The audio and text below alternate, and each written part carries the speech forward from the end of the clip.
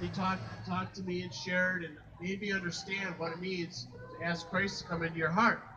And I did do that.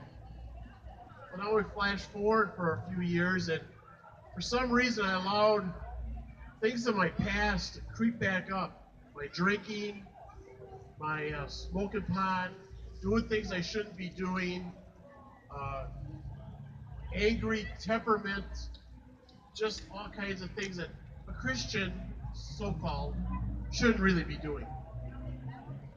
So we fast forward up a few more years, and I wind up getting myself in some real serious trouble. I wind up in jail on a gun-related charge. But you know, God is really good. And when I got arrested, I got put in a squad car in Glendale, Wisconsin. And the arresting officer was a Christian friend that I knew from a church called Evangel Assembly of God.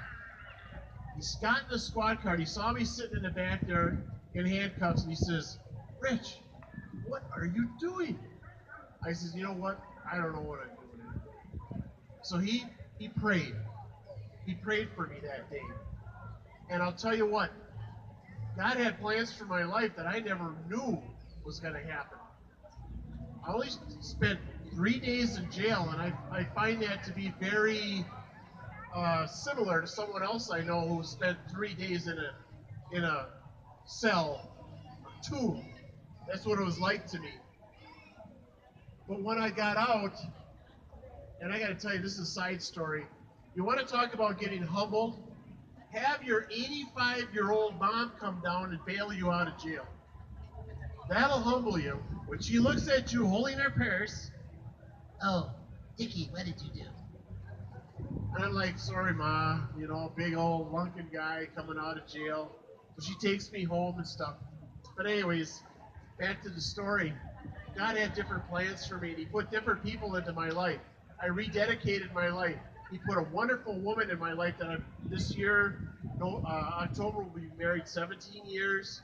She's a wonderful woman of God, very active in the church. Uh, she's up in Oshkosh right now at Life Fest, and I drove down. Now, just so you know, I drove down from Oshkosh so I could play for you guys tonight.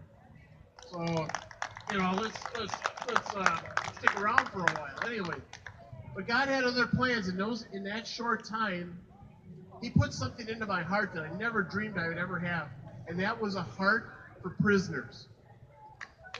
And now I'm involved in a prison ministry. We go out to Dodge County Correctional. And you know, I applied at Milwaukee County, and they turned me down. They said your felony is too recent. It's too bad. You're going to have to wait at least a year. Well, God doesn't wait for years. He doesn't. His time and our time is two different times, two different planes, two different everything. We can't fathom how He works things out. Well, He put people into my life. I was able to put an application into Dodge County Correctional, and within 2 days, I got the call, "Hey, you're going to prison." Okay, is that good or bad? No, this is the good way. You're going to be able to get out when you're done. But anyways, so I've been going to prison, and we will minister to, on any given Sunday, up to 350 inmates. And then we see guys, and I'm going to tell you something. You want to be moved? We see guys come in there, tattooed, you know, snake tattoos. I got a couple tattoos. I had one I had to put on called "I got bought and paid for." It's got